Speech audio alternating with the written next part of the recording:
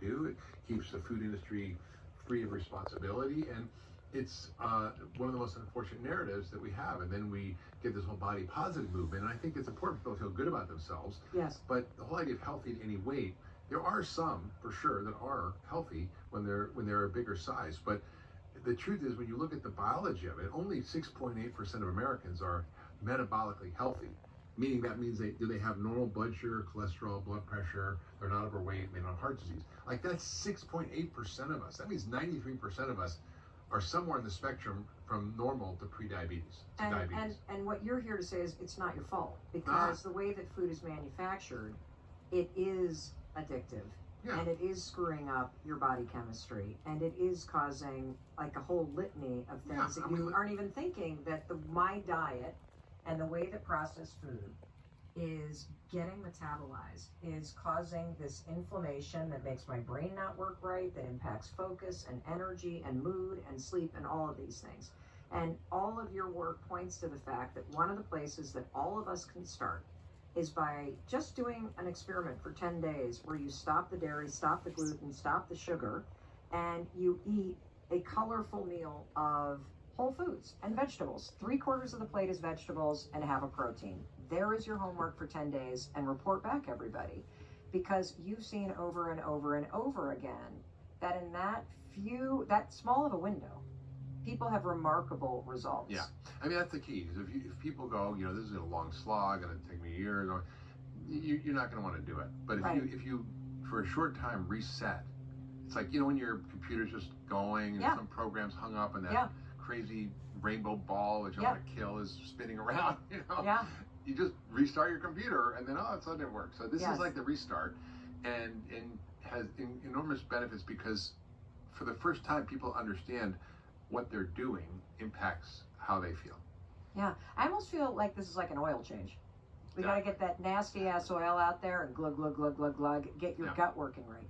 Can we talk about the impact of the gut with anxiety, and what's your recommendation? If somebody struggles with anxiety, what do they need to do to heal their gut, and how will that impact anxiety? Well, anxiety can be caused from many things, right? From, life stresses, from trauma, from environmental toxins, from your microbiome, from eating too much sugar. I mean, there's a whole list. So functional medicine is about getting to the root cause. Yep. And anxiety is a symptom. It's like saying I have a headache, right?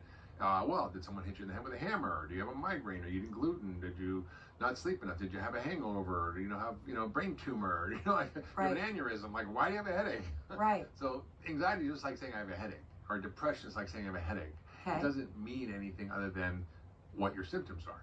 The question is, what's the cause? And that is what functional medicine is so good about. And so the gut plays a big role. But I really just start with the simple lifestyle practices. Do a 10-day reset. Do some simple movement, take a walk, do some simple mindfulness practices, do your take 5 or your high 5. Yeah. I do take 5, which is 5 breaths 5 times a day. It's simple, like before you eat every time before you go to bed, take 5 breaths in, slowly in and out for 5 seconds. How the hell does that help? It resets your nervous system because every time you breathe, you move your diaphragm, and your diaphragm is this place where the vagus nerve goes through. The vagus nerve is your relaxation nerve. Yeah. So how do you turn on the automatic parts of your nervous system that you don't usually think about, right? I'm going to make my heart beat at 62 beats a minute, or I'm going to make sure I have 14 breaths a minute, or your body just knows what to do. That's your nervous system. You just need to find the switch and flip it. Yeah, that's the beautiful thing. So you can actually use your breath to reset your nervous system and to calm everything down and lower adrenaline, lower cortisol, lower all the stress hormones, and reset your system. But it doesn't take a lot. I wanna just come back to something you said in the very beginning. Over and over and over again, you're proving simple ways that your body is designed to heal itself. Yeah. So 5 breaths, deep breaths. Well, walk us through how you do the 5 breaths. Just go take a deep breath in to 5 through your nose. And 5 out. Do that 5 times. It's not that hard. Yeah, but nobody I just did it once and I feel hard. I feel better too. And again, it's proof that if you do the right input, your body responds. Yeah, we're just looking out there for a solution. And I think it's like Dorothy in her ruby red slippers. She was running around Oz trying to find a way to get back to Kansas. And the truth is she had her ruby red slippers the whole time. And all she had to do was click her heels 3 times and get home. You know, I think we all are like Dorothy. We have ruby red slippers. We just don't know we have them, and we don't know how to click them. And this is really what my work is about. It's what my book, Young Forever, is focused on. How do we activate our healing systems? Whether you're 25 or 75, you can activate these systems and feel better now and put yourself on the track for a longer, healthier life. Wow. Let's talk about ADHD. And What did you say? ADHD. What? Oh, okay. I even fell for that. That was good. Let's talk about ADHD. What were we talking about? Yeah, exactly. Let's talk about ADHD and the gut. How is healing your gut Oh God! helping with ADHD? I gotta tell you a story. Tell me a story. It was one of the books that I wrote, The Ultimate Solution, that had this kid's story, and it was what really got me on this track of thinking about writing this book.